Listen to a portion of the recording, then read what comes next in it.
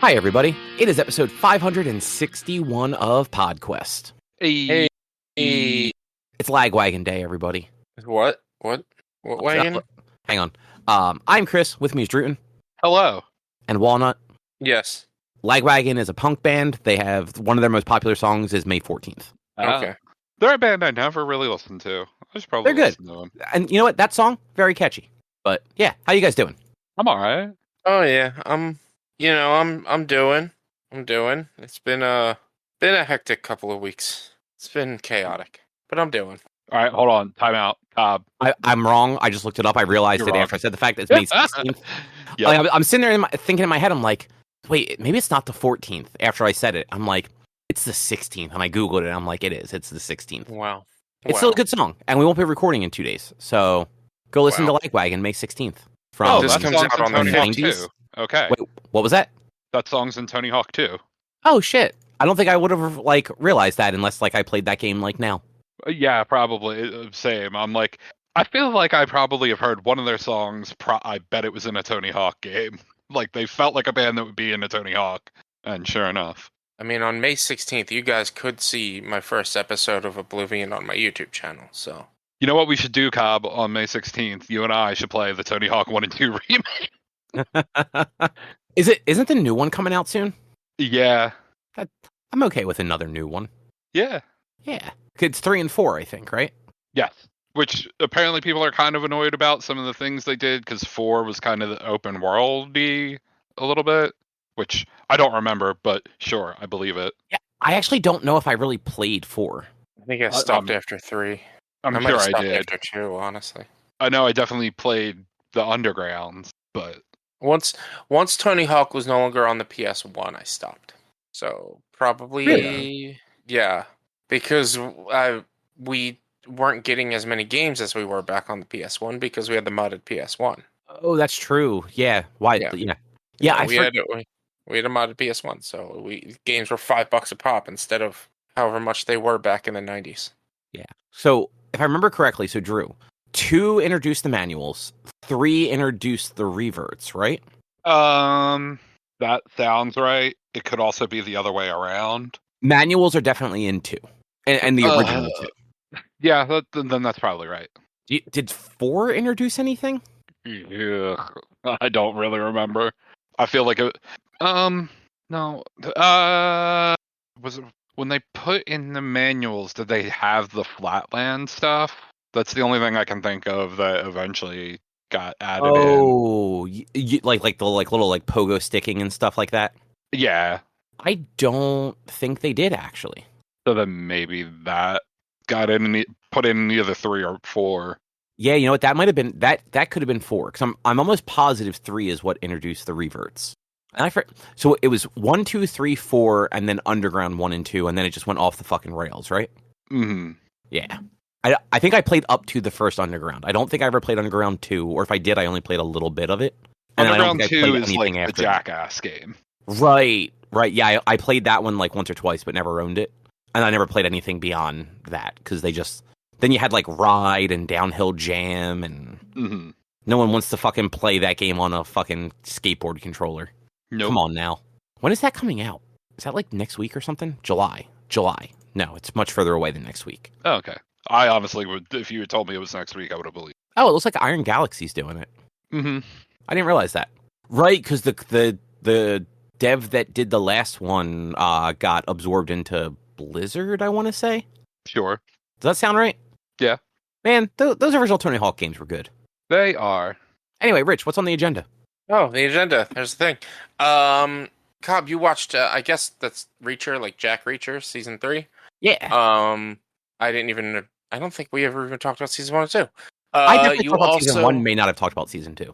You also started Lorelei and the Laser Eyes. I guess that's a book? I don't know. You just wrote started. That's a video game. Oh, I've never heard of it. So, and I played Dino Crisis 2 and beat Dino Crisis 2, and I also, a couple weeks ago, beat Subnautica Below Zero. I haven't talked about it because the episode aired last week for Subnautica. That's why we haven't talked about it. But Dino Crisis I beat yesterday. So nice, very good. Yeah, very good. Also, how was Medieval Times? Medieval Times is Medieval Times. It was great.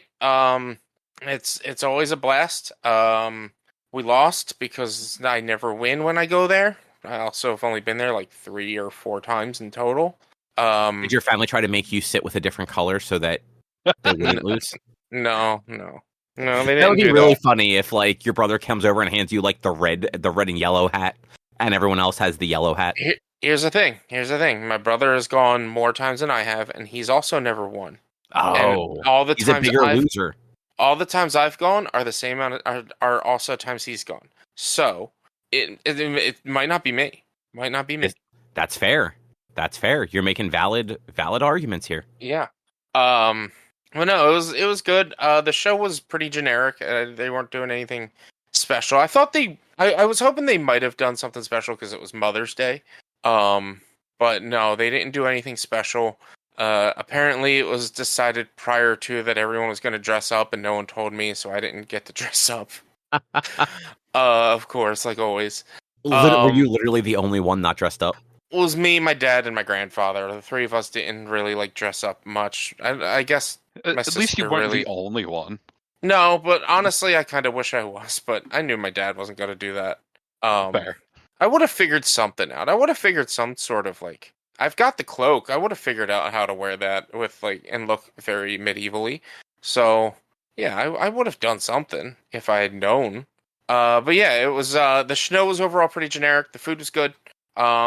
Drinks were good. I didn't buy myself stuff, but I like bought my mom stuff for Mother's Day, and I bought another friend some things for their birthday. So it's like I gotta ship that stuff out. But yeah, it was Medieval Times. It was pretty generic. Like to be honest, I thought about like vlogging it, but I was like, it'd be weird to like do a whole vlog about it for Mother's Day. I mean, my mom would love it if I vlogged about it and posted a picture of me and her on my YouTube. She would be so happy about it. But like, no, I feel like if it was just you and her, or and like your dad, or like if it was like a group of friends, it might be a little bit different. But like as like a family outing, I agree that does seem like it'd be a little weird.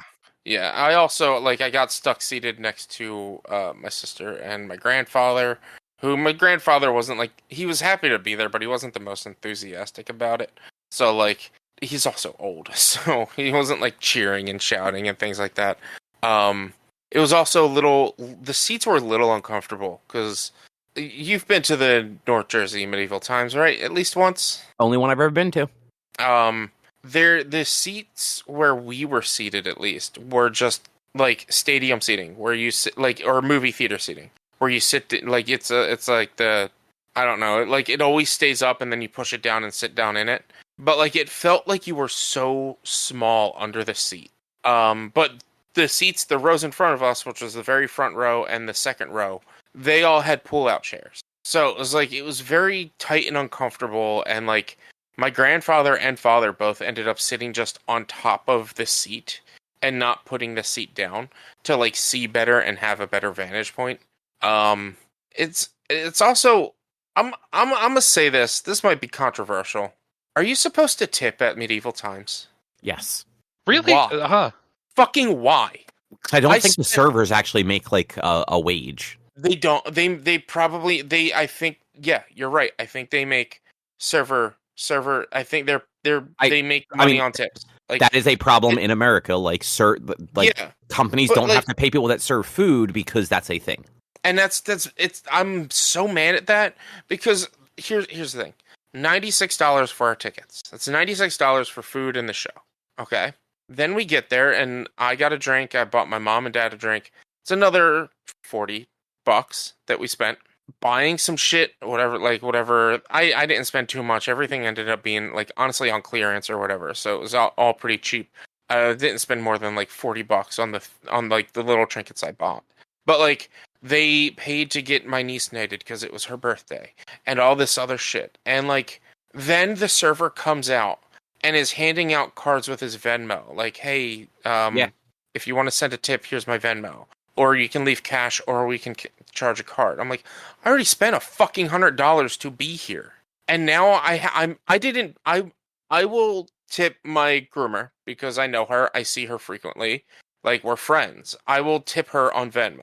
I'm not tipping some random dude I don't fucking know on Venmo. Oh, I do. That's the only way. That's literally the only thing I've ever used Venmo for is tipping people. No, I don't. I'm gonna say I don't agree. I agree with. I think tipping. I'm not saying I don't agree with tipping. I honestly think we should get rid of tipping in general, and People servers should just be paid. Should be paid. I don't say we banish or outlaw tipping. Like I don't say we ban it from places, but I do say and agree that like that should not be the norm. People should get paid, and then tips should be optional and like something that you might want to do. But like for something like medieval times where you don't put in an order. You go there, you let them, if you have a dietary restriction, you let them know, but everyone gets the same food. Everyone gets the same drink, basically. Right. Like, there's no, like, alterations or anything like that. It's everything, and, like, it's all there. It's all done. Like, I'm not trying to talk down their job. I'm not trying to say that it's, like, I just don't think I don't think that's a service industry job that is a tip job. I mean, they should actually just be paid a regular wage. Right. Like they should. It's not their fault that they're not. Like yeah, and like I felt bad because like again, like I wasn't expecting to have to tip. I thought if anything, it would have been included in like our bill. Like you pay before you go there. I honestly I feel bad, but like I didn't tip, but like other people on my table tipped. I'm just like I personally don't think this should be an expectation at medieval times. Everyone should get paid a living wage there. Mm-hmm. Performers are not. Like, you should all get paid a decent wage. You're a company that has places all over the place. Like, you're a national brand. You have, what is it, like 10 restaurants or something like that? You make enough money that you can pay your servers. And then it's like you also, because that's also the other thing is your server doesn't get you your bar beverages. So if you're getting an alcoholic beverage, they have somebody coming around taking your alcoholic beverage drink order, and then somebody else bringing it to you. So is that a tip for each person? Or when I tip on my card when I buy my drink, does that tip go to who brings it out to me, or is it all just pulled tips? Like yeah, so I wonder because like. I know, and it's been a while since I've gone to medieval times, but like we did like one of those a different type of one of those shows last time we were in California, and like it was one person that kind of worked our section. Yeah. So like they were the one coming by like to get like drink refills and like making like he wasn't necessarily like always the one bringing the food. Sometimes other people would also be bringing food down, but like more often than not, he was at least making sure that like everyone got everything. Yeah, and he was the one when he handed out like when they handed out the cards at the end, it was his Venmo on there. Yeah. So like I don't know if like they pull them some other way for like, or if the food runners actually don't make tips and they just get paid minimum wage. And if the food runner, but like at medieval times at least, the food runner is your server. Like he brought out our food, he brought out our drinks, but he didn't bring out our alcoholic beverages. It's just like I got so annoyed at that tipping aspect. That's America. Like, I did not expect that. Otherwise, I would have brought cash. Because, like, I'm not... I don't mind tipping on a card, but I'm not gonna say, here, take $10 off my fucking card for your tip. Like, here's my card, take $10 off of it. But I'm just like, I was so annoyed. I was so annoyed at that. I mean, pro tip in America, just assume everywhere requires tipping, and then you'll never be surprised. Yeah, pretty much at this point. That was medieval times. I'm glad you had a good time and you got to tip people. I've ordered food and accidentally ordered pickup for my food. And it was I thought I was ordering delivery, but it was for pickup. And at the bottom, it's like how much tip, and my delivery tip is like. Generally, depending on where we go, anywhere between $3 to $5. I don't do 20% on delivery because they get paid hourly plus tip. So I did like an extra like $3 or something like that, and then it's like, all right, your food will be ready for pickup in a half hour. I'm like, who the fuck did I just tip then? I wanted when I got there, I wanted to be like, hey, can I have my $3 back? Because I tipped and I thought I was tipping for delivery, not that part definitely like I don't think I've ever made that mistake, but like I've definitely come close to it. where like wasn't paying attention, almost tipped on like a delivery that I meant to be pickup. It's about maybe once every couple of weeks where I make the mistake of ordering pickup instead of delivery, but that was only the one time where I tipped myself to pick it up, or I tipped to pick up an order. Nice. Yeah. Anyway, I guess I can talk about Reacher now. Yeah. Talk about Reacher, the TV series. Wasn't like John Krasinski Reacher at one point? No, he was Jack Ryan. Jack Ryan, that's right. it. That's a Tom Clancy with character. Reacher. So Jack Ryan, also an Amazon series, and that was John Krasinski. That part was also played by Harrison Ford back in the day, Right. and Ben Affleck and Chris Pine. Mm-hmm. But no, Reacher is in like the early mid 2010s. There were the two Tom Cruise movies, Jack Reacher and Jack Reacher Never Back Down. Right. Wildly inaccurate to actual Reacher. So Reacher in this, Rich, you watched at least the first season of Titans, right? Titans, yeah. Do you remember Hawk and Dove? Hawk, yeah, it's Hawk who plays Reacher. I know that. Yeah, it's that guy. He's like 6'4" and nothing but muscle. Yeah. Tom Cruise is 5'5". And nothing but bone. Jack Reacher is supposed to be like 5'6" and just all muscle. So, like, it's very funny watching a movie with Tom Cruise knowing he is very short and trying to play, like, this real big, like, tough character. Yeah. Meanwhile, Alan Richson, I think is his last name, actually, like, looks like the character is supposed to look. But so, the show is about Jack Reacher, who is a retired Army major who worked in, like, for the Army Police. He was, like, special investigations. And he retired and basically he became a transient. He just kind of like wanders the country. I'm pretty sure like to get new clothes, he usually just like goes to thrift stores and like trades his existing clothes for new clothes.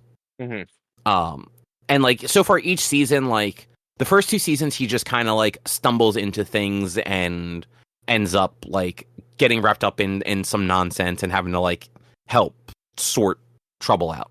This one actually felt more like not premeditated, but just felt like it had more depth to it. Because it wasn't just somebody was looking for him or that he like happened to be in the wrong place at the wrong time. This one was like he was in a city, he saw somebody that he thought should have been dead, and then started working with the DEA to like track the guy down.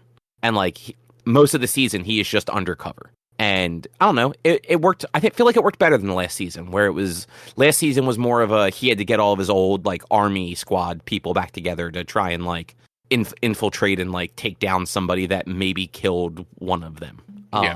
Whereas like this one just felt like it had more like purpose and like a thing it was working towards. And like a lot of the fun in this show is mostly like he's very like sarcastic and stuff, so like people will say things to him and he will answer with just like a very sarcastic, often insulting comment back to them. And he'll do it a lot of times when he sees people getting like basically like people getting picked on. Like in this season, at one point he's undercover pretending to be like this rich kid's bodyguard who the kid's like in his like late teens, early 20s, like he's not like a kid, but other like late teen, early 20s, like don't like him because he was the rich kid in town and all of their parents were poor. So they start like harassing him, and like Reacher comes around the corner and sees it and like insults the guy and then breaks his arm and smashes his face through his truck window and just goes, next time just turn around and walk the other direction. And like and to be clear, he didn't just walk up and do that. Like He made the insult, and then the guy, for some reason, saw a guy that was like 6'5" and all muscle and decided he could take him and like took a swing at him. And that was the last swing he took. And like stuff like that's just funny to watch. But yeah, it's a good show. It's on Amazon Prime. Like I said, this is the third season. They've actually been adapting like a book a season, which is nice because like you're getting one full contained story each season over the course of like 8 episodes. And there's just enough like interconnectedness between them that it doesn't feel like an anthology or something like that, where you're just kind of like, or like the old Incredible Hulk show, where like every episode was in like a different city as like he just traveled around the country trying not to kill people. He's got like friends and stuff like that will pop up in the episodes to like help, or that like he'll call for information. So there's like a little like world building going on in it. But yeah, overall, like I really enjoy the show. We ended up watching it over the course of like 2 days because it's kind of like popcorn show. Like it's not like it's super deep. It is like an action comedy, I guess, for the most part, with a little drama. But it's very easy to just like keep watching them because you are just like, oh, what's going to happen next? So yeah, I don't have a lot to say about it. It's a good show. I had fun with it. Season 3 might have been the best season since the first one. Like I enjoyed the second season, but this season was a lot better. I love that statement. Season 3 may be the best season since the first one. So there's 3 seasons, of course. Yeah. It's hard to like. Well, I mean, like season 3 might be better than season 1 was the best season. I think season 3 may actually now be the best season. Yeah. Part of that might just be because like the character just has more like history at this point that like we know, so it's not all us learning about him. So like when they're showing us new things about his past, it's a little bit more like deep and like expanding on the character and the lore around it versus just like setting up who this guy is and why he's just sort of wandering around getting into trouble.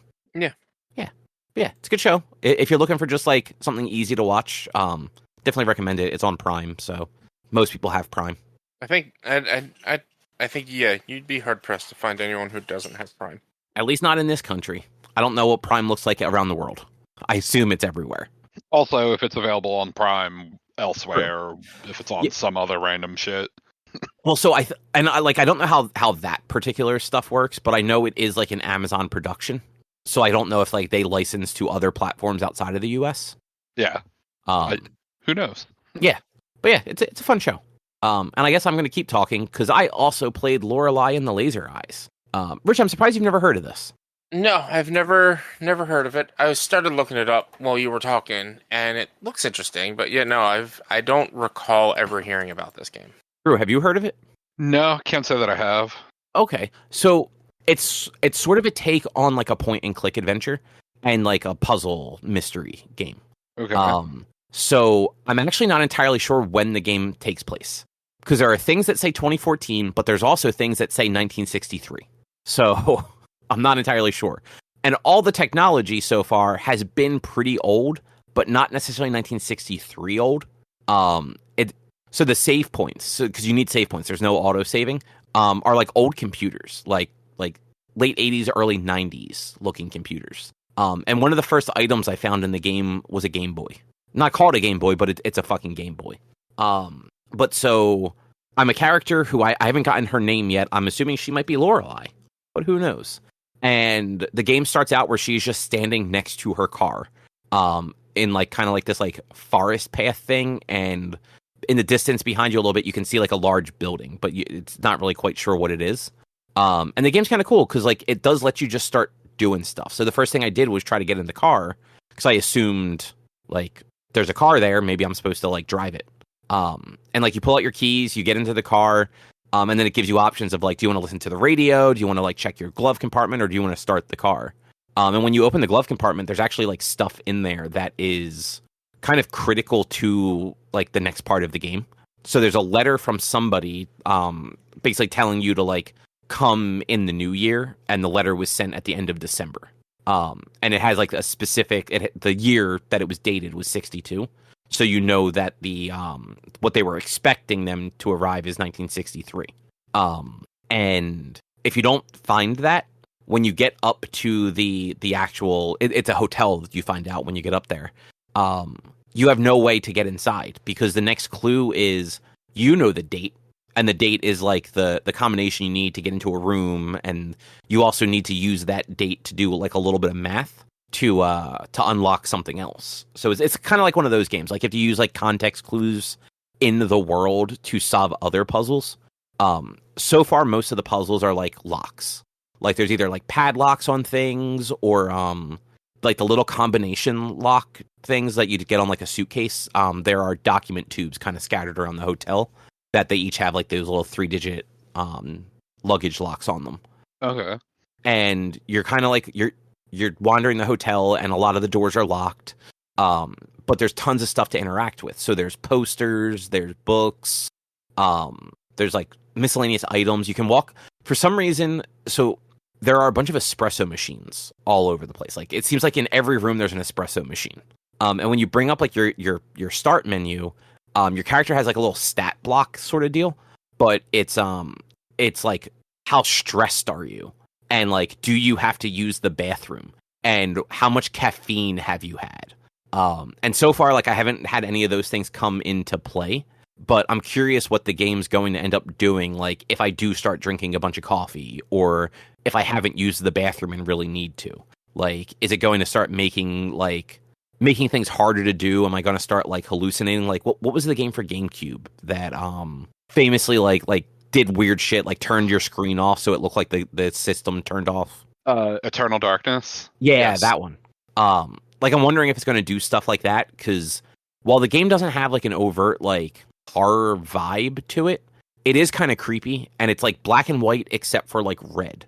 And I'm not sure if it's blood or paint, but there's like red places and like splatters of it, like footprints and fingerprints and things that are definitely directing me to different parts of the hotel and different things to interact with. Like one of the easiest puzzles is actually the keypad to get into the hotel, I believe it was.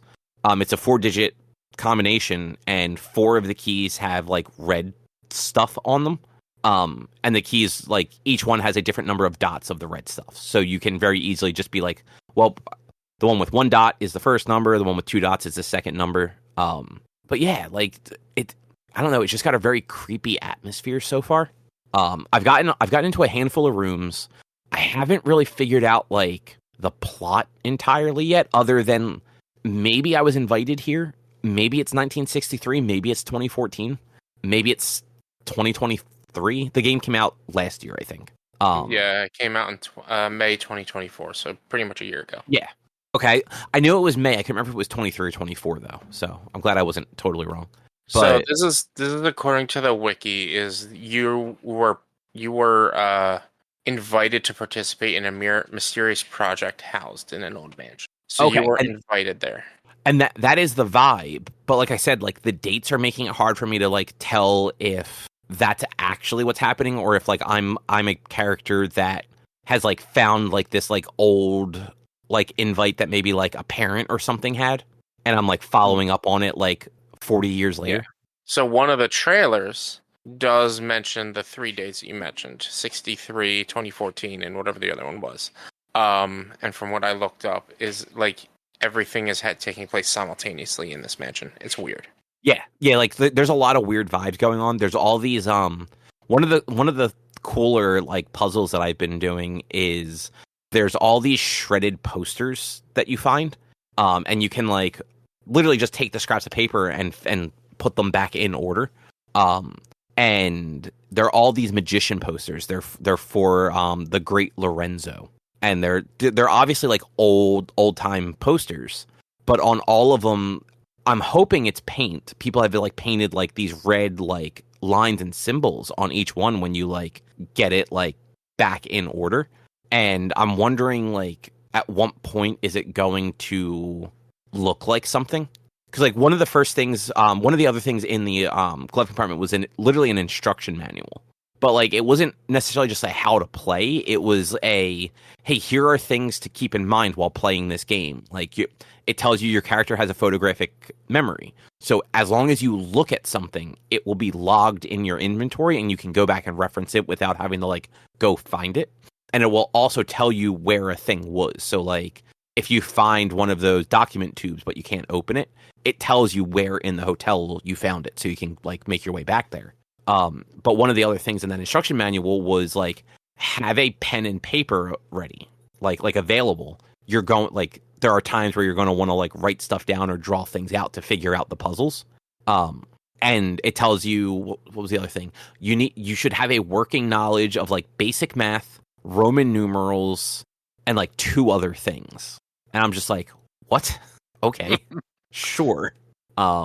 And like already there's a weird grandfather clock in like the entry of the hotel that has like astrological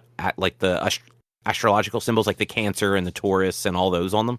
And it's some sort of like combination where I want to say it's like 4 different like concentric circles, and you can like move to each one and like turn it to point at a different one of the zodiacs.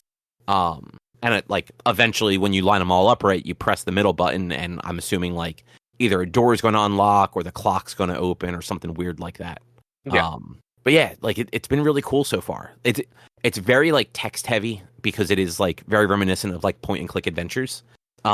Controlling it's a little bit like the Telltale games. Like it's kind of like one of those, like you move around and just kind of go up and interact with things, and the game kind of signifies the item by like it glowing, and you get like a little like text box in the bottom that tells you like what you're looking at, and then when you actually look at it, you'll get potentially more detail depending on what it is. And I know, like, I wandered around, like, the courtyard a little bit, and there were, like, a bunch of areas off the courtyard of this hotel, too. So, like, there's a lot of exploring to do.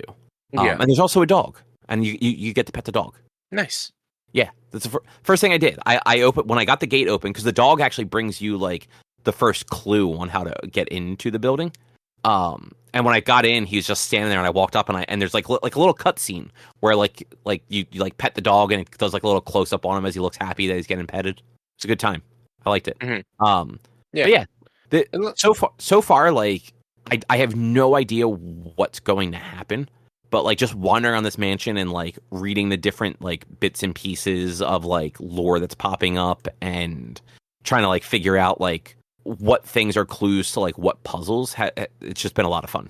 Yeah, it looks definitely interesting. You should, if you like this, you should look up blueprints, because I keep hearing about that, and I kept meaning to actually look that up. Yeah, blueprints. Yeah, PRINCE, not blueprints.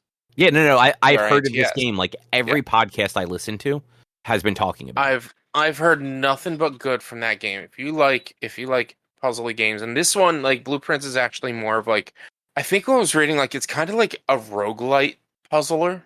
So like each time you run it, it might be a little different or something like that. Okay.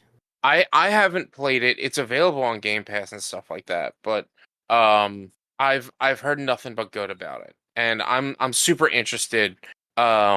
But right now, because of all the sub stuff that we've been You've doing, got a while before you can play other things. Yeah, like I was originally going to take a break after beating Dino Crisis 2 to play Doom: The Dark World, but I'm like, no, because I still have to also do Resident Evil, and my 4-year anniversary is in a month. I should probably get all of my backlog list done first, before the anniversary, because the anniversary is just going to add to that backlog.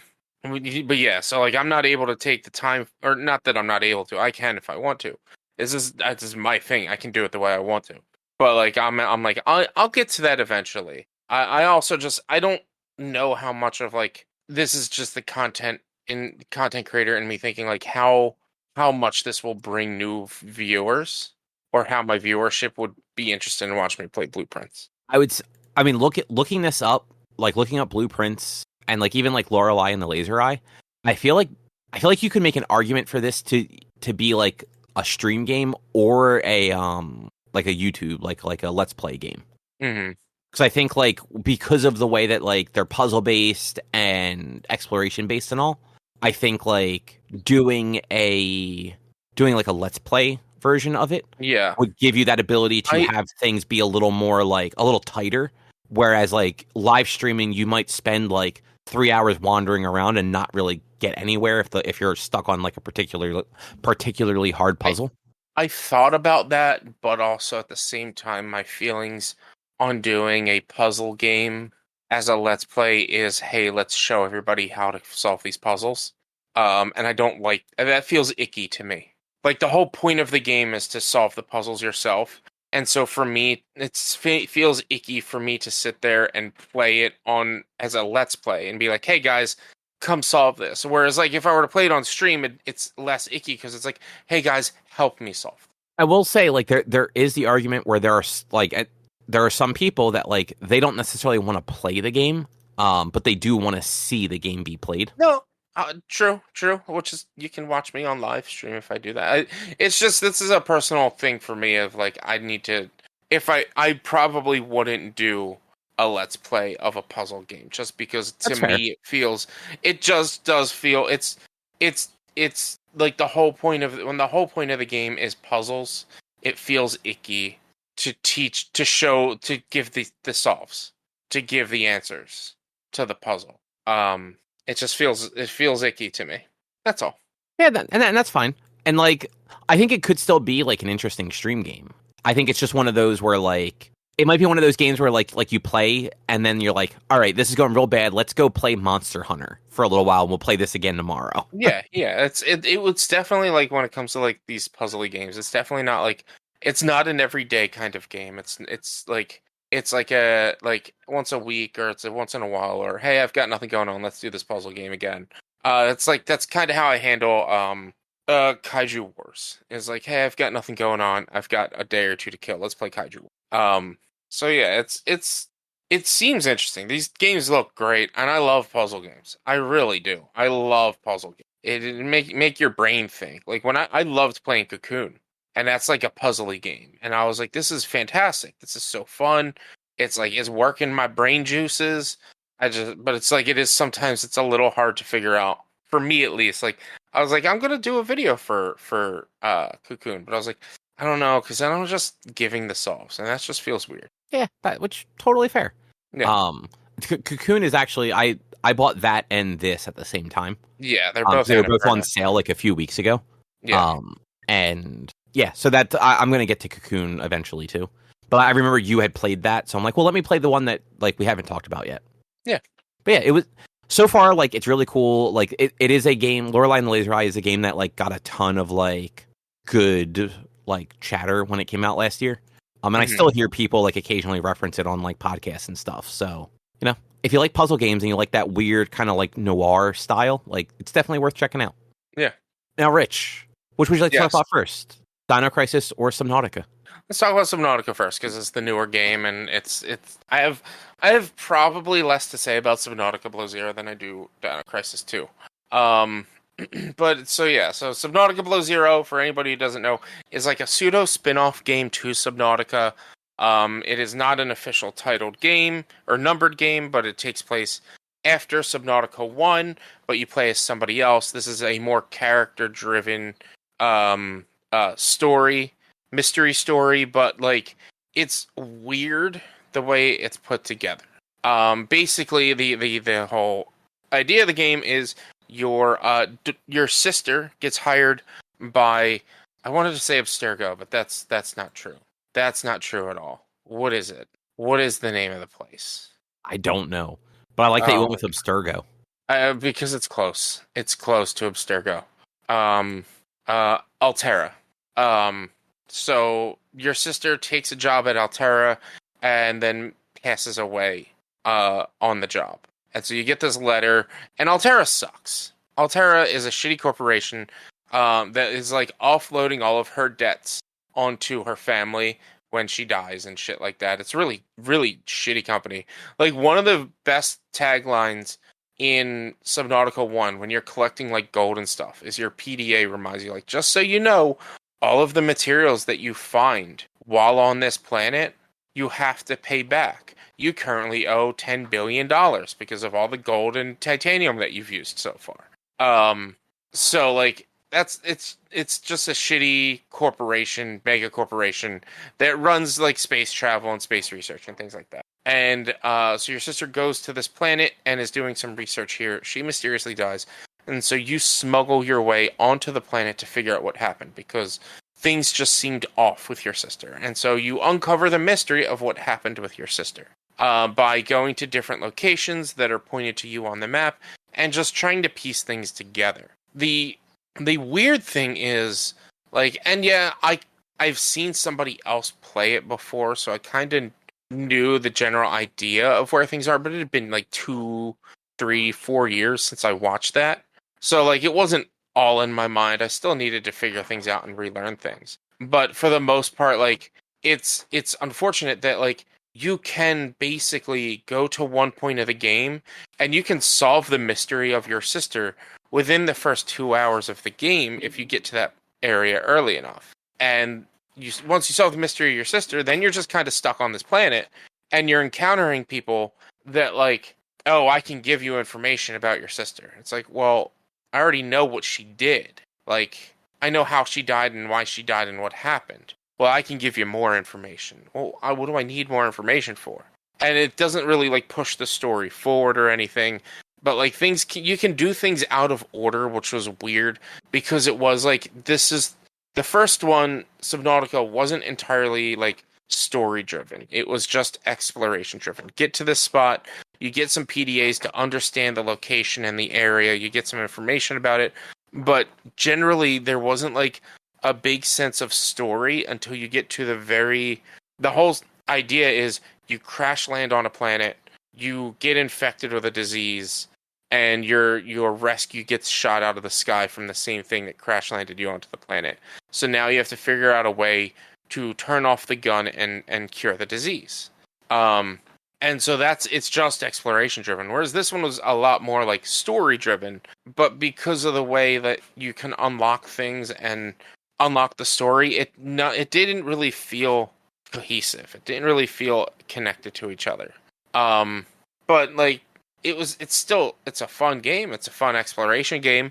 It's just like it felt like they took away some of the sense and need to explore. Yeah. It had some good themes. It had some good, like, one character that you encounter is an alien called Alan, Alan, who like basically puts his psyche into your brain because he's like his psyche was in a computer and it was about to run out, and so he puts a psyche into your brain, and then you're learning about Alan while trying to learn about his people that were on this planet and find a way to make a new body for him so that he can survive. Which was like, that's pretty cool, but like, I don't know, just it felt a little. It wasn't, in my opinion, it wasn't as good. It was still good. It was fun, and like, if you do everything, if you do all the story beats, which you don't have to, but if you do all the story beats, you get all the achievements. So I 100% of the achievements in the game on my first playthrough, which was nice. But it's just like it did feel a little disconnected at times. That's fair. How old is the first Subnautica? Like, was that a PS4 game? I don't even know if it was on consoles. I have no idea if Subnautica was ever on a console. Oh, it's 2018, and it was PS4, Xbox One, Switch, PS5, and Xbox Series S. X. Yeah. So yeah, that was 2018, and Below Zero was like 2020 something maybe. I'm loading up it's 2021 for Below Zero. So it's actually been a lot sooner since I thought that I watched somebody play the game. All right, and this is not the game that I thought it was either. So there was another like underwater exploration game, and it was on PS4. I just don't remember what it was called. I don't know. I don't know what to tell you. Yeah. I want to say it was like made by the people that did like Inside, maybe, or like not like the same studio, but like somebody that worked on that game, or Journey. Might have been like Underwater Journey. Abzu? Yeah, you're probably Abzu. Thinking Abzu. Abzu is. I played Abzu. I don't get Abzu. Abzu is like legitimately just like an exploration game. Like there's not really like a goal to it. There's like an ending, but it is. It's just swim and get a little bit of like story here and there, but overall it's just it's not really anything special. I played it. I didn't really care for it. Like, it's something you can get through within like 2 hours. Yeah, I enjoyed it for what it was. Like, it's from that era of like walking sim games where there wasn't really like, it was really just there to kind of like guide you through like an environment, and there was like some minor like environmental storytelling. Not nearly. It is by the guy that worked on or the two guys that worked on Journey at the very least. Mm-hmm. And like where Journey had like very deep environmental storytelling, Abzu did not have as much of it, but I think it was still like a fun game to kind of like experience. Yeah, but, like, a one-time game, like not like something you'd like. Subnautica you could in theory go back to and like play more, but like I don't think anyone would ever do like extra runs of Abzu just for the hell of it. No, I don't think so. Unless, like, you're trying to get all the achievements. Apparently, I missed one achievement in Subnautica 1, and it makes me mad. And I think it's, like, scan everything, which I'm not going to do. I don't know, man. Time to go back and do a replay. No, that's fine. The unfortunate thing about these games is, like, they are exploration-based, especially, like, specifically, like, Subnautica 1, but both of them, they're exploration based, but it's a seeded world. So like it's not randomly generated every time you start a new game. So you already know it's a pre-built world. So you know where everything is. So like there were times in both Subnautica and Subnautica Below Zero, I was having trouble finding stuff. So I would like look it up and it's like, oh, it's in this area here that you'll find it. And like there's no coordinates or anything, so you still have to like locate it, but you start to understand where they're telling you to go as you get to more places. I kind of wish those games found a way to be more like procedurally generated type of, or like a different seed every time you load the game. This way it would make replayability a little bit better. Like I don't know, maybe we'll see that in Subnautica 2, but I don't think so. I think they're set with their pre-gen worlds. Yeah. Well, would you like to talk about Dino Crisis now? Yeah. So Dino Crisis 2, 2001, I believe. Yeah, because I think Dino Crisis 1 was like 98 or 99. Dino Crisis 1 came out the same year as Resident Evil 3. And Dino Crisis 2 came out between Resident Evil 3 and 4 was 2004, so this was 2001, I believe. I looked this all up yesterday or the day before, that's why I know it all. And it was fun for what it was, but I was disappointed as all hell that they turned it into an arcade shooter and not a survival horror game. Like... Interesting. I did not. Again, just like the original Dino Crisis, I know probably less about this one. Yeah. It was a weird choice, but like it was the era of like this is when they were, I guess, when Capcom was starting to make the change from survival horror. Like 2001, they turned a survival horror dinosaur game into an action shooter, and then 2004 they turned Resident Evil 4 from a survival horror to like less survival horror. I guess maybe there's an idea that it could be considered survival horror. I don't like people call it survival horror. I don't really consider it survival horror because it wasn't that horror filled. It was just body horror in general. And it wasn't really survival. And I always had too much ammo. But with this one, it was. I'm sorry. Did you beat this in one sitting or two? 2 sittings. I could have beat it in one, but I started late the first day and didn't know how much longer I had. I beat it in less than 4 hours. I think it was like, and this was my first playthrough. I think it was like 3 hours and 53 minutes. Was how quick I beat it. And that was also like at one point in my second sitting, I found a location that was really good to grind out and stockpile points to try to buy stuff. So like the original Dino Crisis, you get put into this world, you have limited ammo, you have to manage your ammo, combine things for stronger trank darts, so that like the whole idea wasn't to kill the dinosaurs, but like knock them out so that you can get past them and stuff like that. But like there was always going to be those threats, and like it would be near impossible to kill them all. This one, it throws you out into the world, and it's got a combo meter, and the more dinosaurs you kill, the higher score you get, and as you leave each zone, like each load screen, if you didn't take damage, you got a no damage bonus, and you could use the points that you get from the no damage and from killing the dinosaurs to buy new weapons, increase your ammo capacity, to like refill your ammo, stuff like that. And it was just like, it was a major departure from a friggin' survival horror. And it was honestly an incredible letdown, because like that is a bummer.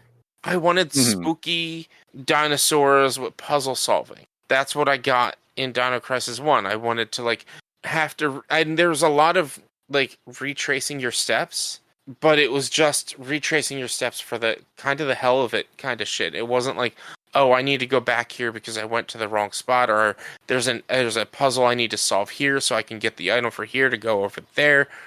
It was just like, all right, you get like the first section of the game, you play as 2 different characters, and they have their own weapon sets, but they share the points pool. So you have to be able to use points for both characters, because you need like the final sequence of the game you're playing as the male character. I kept calling him Trad or Chad because he just seemed like a Chad. I think his name was Daryl, which isn't much better. And then Regina, who was a returning character from the first one. And so, like, the beginning of the game, you start as Chad, and for some reason, Chad and Regina don't like each other, which doesn't really make sense. And he's like, I'm gonna go over this way because I have my machete and I can cut vines. And she's like, well, I'm just gonna go over here and use my cattle prod to shock the electrical stuff and go back here. And then they did. And you then take control of him, and you have to wander through the forest trying to get to a location because you got separated from your people while killing dinosaurs. And then you get locked somewhere, and he calls her, hey, I need you to come get me.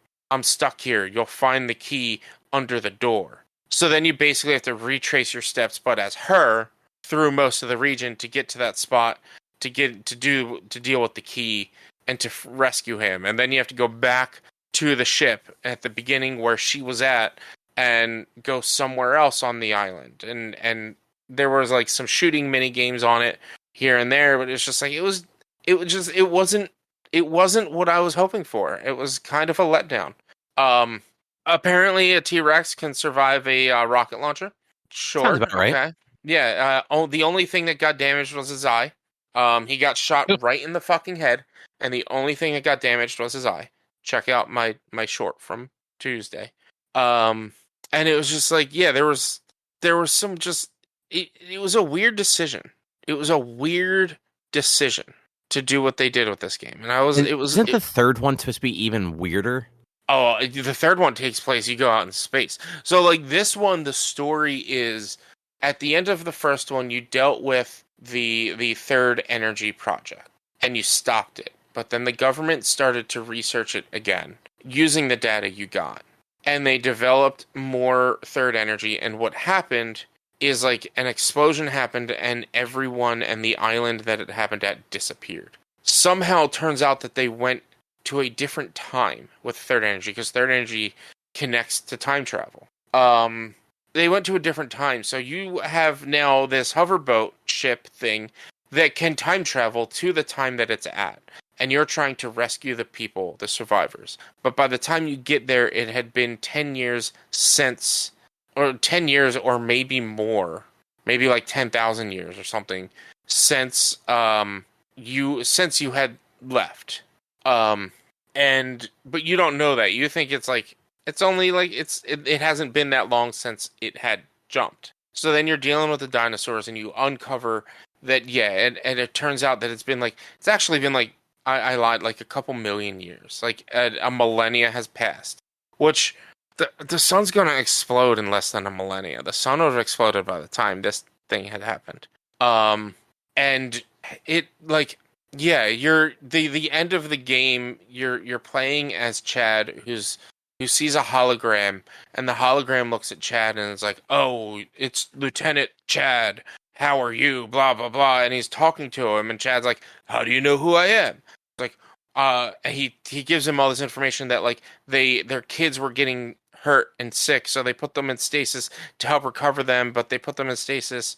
Putting them in stasis actually made them lose their ability to talk, and he put his daughter in stasis, and his daughter's name was Janice. I don't remember what his daughter's name was. You see a picture and you find out that this girl that's been like alongside you the whole time has been Janice. And then he's like, and that's my daughter. And it's time for you to know that my name is Lieutenant Chad. And it's like, oh, you're me from the future. Oh no. So then they get to the end of they're like, all right, well, we have to escape. He's like the Lieutenant Chad from the future. He's like, we have a perfected teleporter right here. It can only be used once. So get your people out, get your people and my daughter and everyone out of here. And as you're trying to get out of there, Regina shows up out of nowhere, just out of the blue. She had been like, you had washed away ashore through something, and Regina's just happens to find her way there. Whatever. And he's like, all right, Regina, we gotta go. And you start to run and the whole place is shaking and the server drops a server drops and lands on Janice. And Chad goes over to Janice. It's like, I gotta save my daughter. And it's like, we can't do it. You know what, Regina, you go. And you go back to the future, perfect this, and come back and rescue me. That's so stupid. All the while, she's like, okay. And then it says 10 seconds till detonation. And there's some awkward, dramatic flirting for a second. As like it's counting down, and then she leaves, and it's 5, 4, 3, 2, and then like everything starts to fall. It gets to 0, and everything stops, and the screen fades out, and you don't even know if she ever got back to rescue him. So now there's no way this game has ever actually fucking happened, because the person who set this all up is dead in the future and never went to the future in the future. That's so stupid. I hate it. Fucking video games, man. No, it's fucking time travel shit, man. I love the idea of time travel, but like you gotta handle it right. Obviously, most likely they rescued him. Maybe there's like something about it in Dino Crisis 3. Who knows? But like it was such a weird departure. And then you beat the game, and they unlock a Coliseum mode where you can just defeat as many. It's like a horde mode. Defeat as many dinosaurs as you can before timer runs out. And I was just like, man, this is a bummer. This is a bummer. Like, I wanted like more mystery, and there was no mystery. Like, yeah, it was weird. But I beat it in. I wish I beat it in one sitting, but I beat it in 2 sittings. Like it literally like took the me, worst. It took me an hour and change to beat it on my second sitting. And it was like after I had logged off on the first day, I looked and was like, oh, okay. And saw that like I think on like game facts or whatever, like the guides I was looking at was like, oh, there's 7 sections and I'm through the first 4. It's like, oh, well, I got fucking 3 sections left. This sucks. I should have just kept playing. Yeah, it was all right. I'm glad I finally played it for the first time ever. It was, like I said, it was good for what it was, but it wasn't what I wanted because of expectations of the first game. But it was like I think it's still generally rated pretty high. Like it is fun. It is weird. It's weird early 2000s video games. And yeah, Dino Crisis 3 is Xbox only, I believe. That sounds right. Yeah, we were talking about that like a couple weeks ago. Yeah, and there's no way to play it at the moment unless I emulate it or mod it or you know, get an emulator. I wonder if Regina's back in it. It's set in 2548. Nope, Regina's not back in it. Time travel, You don't know that. You don't know.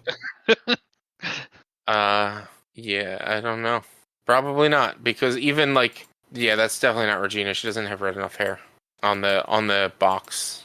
Well, I mean, it doesn't mean that she doesn't pop up in the game, though. Yeah, like there's a lot of people out there, and we might have kind of talked about this, but there was that game Exoprimal that Capcom released a couple years ago.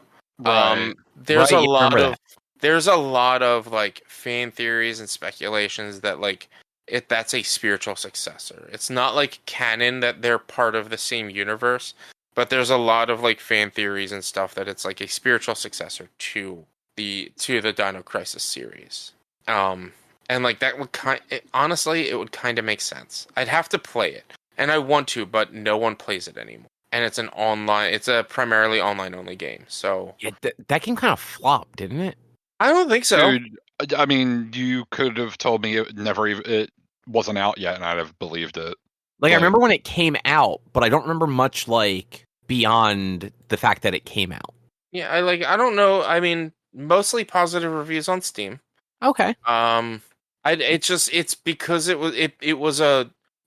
so the best way I can put it is it was a PvE. Basically, PvE Overwatch, but instead of fighting other heroes, you're fighting dinosaurs. So it's like you go in and you play with a party of people, and you have an objective to complete, and you work on completing the objective against. There was PvP to it as well, but a lot of it was PvE. I watched a few people play it. I wanted to play it back when it had first come out. Like it was available on Game Pass. It's not available on Game Pass anymore.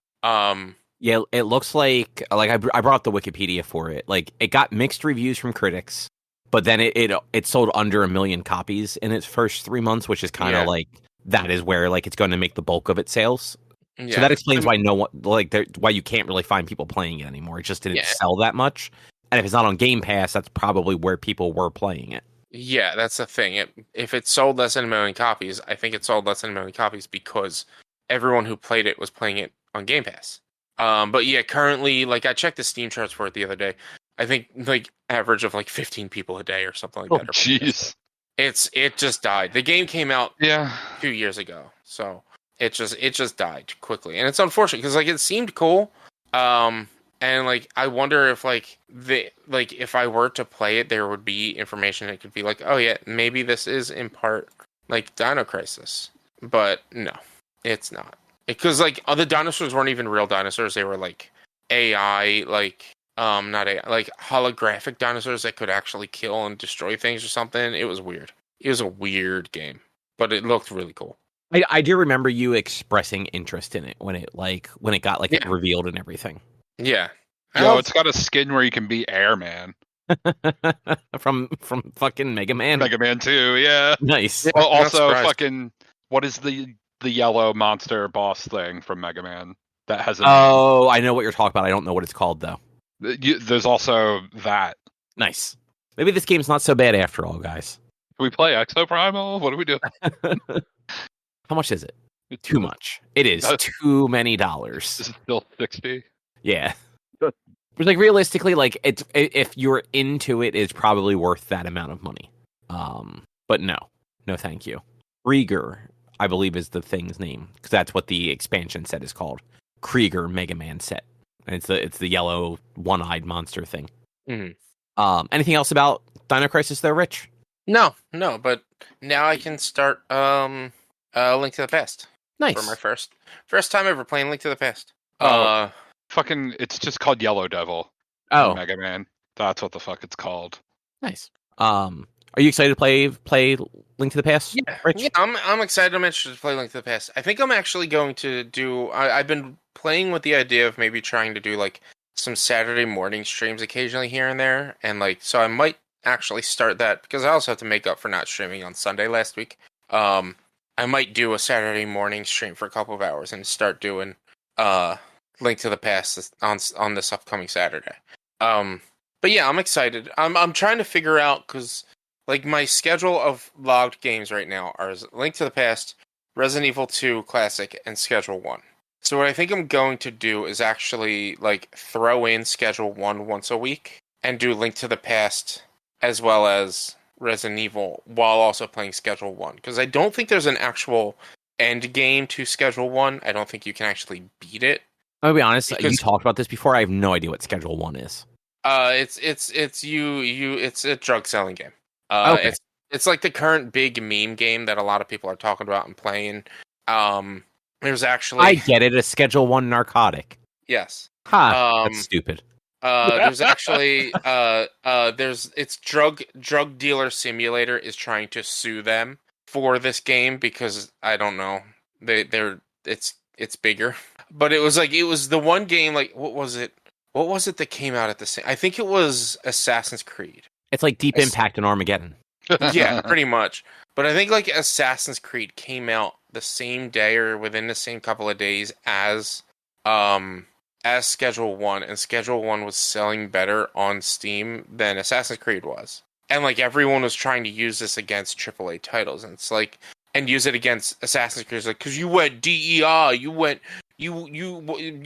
made a black character, and this game's better. It's outselling it. It's like no, this game's $20 and Assassin's Creed 70, and also people are probably buying Assassin's Creed on consoles. Yeah. So don't they historically not make the best PC ports? No, Ubisoft's PC games are usually pretty junk. That's what I thought. Yeah, so I might play the two of them at the same time, or at least like do Schedule 1. I'll probably talk to because I've been doing Repo every Tuesday or on Tuesdays. I might talk to the people I play Repo with and see if they just want to join me for Schedule 1 each Tuesday instead. So this way we can just do schedule 1 every Tuesday and be silly and whatnot. I But didn't- they're pretty far into it, so like they'd have to start back at the beginning for me. So I I don't didn't know. I know have to that figure it that out. had any sort of multiplayer component Yep, to it's it. got multiplayer to it. That's kind of neat. Yeah, and yeah, you can do some crazy stuff. You can do some crazy stuff in Link to the Past too. Yeah, I'm excited to play that. Like I said, I've never played it before, so it's gonna be good. It's gonna be fun. And then we'll have to do Resident Evil 2 Classic, which is gonna be. I haven't played that game since the '90s, so that's gonna be even better. Like, I'm more excited about that, to be honest, even though I've beaten it at least once, than I am about Legend of Zelda, just because. I mean, I have fond memories of playing the old school classic Resident Evil games for days. Yeah.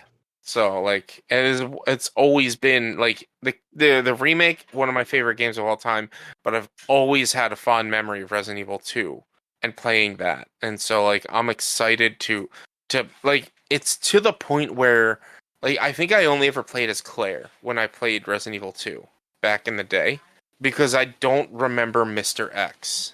And I don't ever remember encountering Mr. X. I think Mr. X is just a Leon only thing in Resident Evil 2. Oh, interesting. Or he's a scenario B only thing. I'm not sure which one. Maybe both. But yeah, I only ever remember playing as Claire and dealing with Sherry the whole time. And what's his name? William. I don't know. Yeah.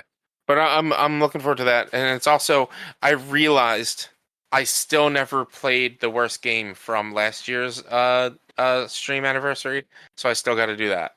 Oh, what game was that? Was that Mega Man X? Mega Man X, whatever the last Mega Man X game was. 8, I want to say. Yeah. So I still have to go back because when I did the Mega Man X series, I started that and I played for an hour. I was like, this fucking sucks. I can't play it anymore. And so I promised. So like with we reached the 10,000, which I was like. The 5,000 was something for me, and 10,000 was something for y'all to watch me rage or whatever. And so I was like, I'll play the worst game I ever played to completion. So I'm gonna try to fit that in within the next couple of weeks as well, just to finish that off. Nice. But yeah, I've been planning for my stream anniversary, which is on the 21st and 22nd of June. Because I made plans for the first weekend, and the second weekend is Father's Day weekend, so I can't really do anything for a stream celebration then. I mean, you can. It just makes you a bad son. Yeah, I mean, it just means that I wouldn't be able to do it all weekend. I'd just be able to play on Saturday, and I don't want to do that. You just text your dad, be like, sorry, I'm busy. I have work obligations. No, I can't. But like, you can tune in and watch me, though, if you'd like. But I've been trying to figure out some, like, I have them labeled as stretch goals. I want to call them side quests instead. And I figured out so we're doing, I'm just going to talk about it here if you guys don't mind real quick. Just my That's fine, I guess. Game anniversary. It's just real quick. We're playing Pokemon Platinum Randomizer. So the Pokemon locations and the items that you pick up across the world are all going to be random. There's no set items that you're going to pick up. So I could pick up the Master Ball with the first Pokeball I find on the ground. Who knows? But the Pokemon are going to be random, so I might encounter a legendary Pokemon as just in the grass randomly while running around. And it's going to be a catch-a-thon, same as the Star Rush that I did last year. So bits and subs and things like that will increase the total number of Pokemon I have to catch before I stop the run. I have to beat the game, and I have to catch however many Pokemon you guys donate for me to catch, and anytime I play the game, the event continues. So like if you do 150 bits or 1 sub, that's 1 Pokemon. Or if you do any gifted subs, that's 2 times the amount of gifted subs in Pokemon I have to catch. If you say like 800 bits is 10 Pokemon, 1,000 bits is 13 Pokemon. I had to make the numbers a lot lower than last year because we're going like 600 as opposed to 999. But my stretch goals. How many Pokemon are there? Is it like a solid 600 or is it like 622 or something stupid? Let me find what Evan said. I can't remember. Give me one moment. And let's see. So National Dex is about 500. So 490 actually. So I unfortunately have to keep the numbers lower. So this is the opposite of last year's event. Whereas last year, the more you donate, the harder it gets. Whereas this year, the more you donate, honestly, maybe the kind of easier it gets. However, there's some rules. Like I said, if I can catch a Pokemon that I already own, that I already have the Pokedex entry, however many times. So if the one that I have isn't good and I want to catch a better one, I can do that. I can't evolve a Pokemon or catch a Pokemon evolve a Pokemon into one that's not already in my Pokedex, or catch a Pokemon that's not already in my Pokedex if I do not have enough donations at the time. And if I do evolutions obviously count, right? Because there are certain Pokemon you can only get through evolution. No, I cannot. The randomizer is going to randomize everything, so I can catch Pokemon that you can only generally evolve for. Like they could be caught, but if I evolve a Pokemon into something I don't already have, that counts as a Pokedex entry. That counts as a catch. Okay, that's what I meant. Like if you have a Charmander and you need a Charizard, leveling that Charmander up to level 36 counts to get your Charizard. Correct. But if I have an open slot in my allowance and I encounter a Pokemon that I have not caught yet, I have to attempt to catch that Pokemon. So if I have a Charmander and I encounter a Charizard, I have to attempt to catch that Charizard. But if I run out of space and I need a Charmeleon, I can't evolve my Charmander into Charmeleon because I don't have the donations available. Okay. Follow. Yeah. So when you kept saying space initially, it threw me off because I was thinking you meant space in your party. But I understand what you mean now. Yeah. So space in like the donation goals. So there's also going to be like for every 1,000 or more bits donated, chat gets to post on my Blue Sky account. 5 gifted subs or 1,300 bits, you get to pick my next gym team. Or like whatever big battle. I have gym in quotes because it's like if it's a big battle coming up or something like that. And then my stretch goals. Once we reach 5,000 bits, or like the equivalent of 5,000 bits and a combination of bits and subs, I'll let chat build my Demon Souls character build, and I'll play Demon Souls with it with whatever build you guys decide to have me run as. 10,000 bits. Some people will like this. I might not. I'm gonna play Cuphead. Oh. Yeah, You'll hate that.